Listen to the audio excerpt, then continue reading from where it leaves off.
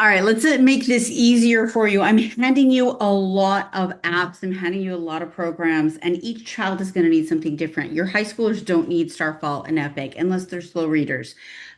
Your smaller children don't need Schmoop. Type C, I would not use for children under the age of 8. So as you're going around and you're fixing each computer and setting them up, let me show you the easiest way to make this for each child, easy for you, easy for them. Now, as you're setting up, let's pretend you're setting up a child on Generation Genius, okay? As you go through each video for each program, you decide if your child needs it or does not need it. If they don't need it, leave it alone. If they need it, have that child put it on their computer. They're going to go to that site. Let me show you how this works. So I'm on Generation Genius. I've gone in, you log in. Once they're there, you come up. Now I'm on a Mac. So on a Mac, I'm going to come up here. I'm going to go up to the top. I'm going to click bookmarks, bookmark this tab. I'm going to type in here anything I want. So I can put Ben, science, and math.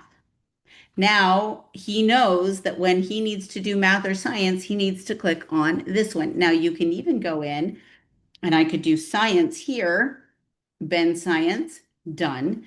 And I can even bookmark it again. Actually, sorry, not again. I'm going to click math first.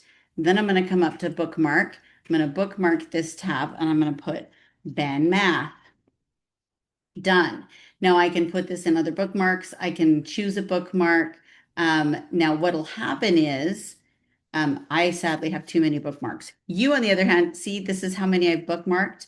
I click here and I have all these bookmarked, and now Ben's in here too.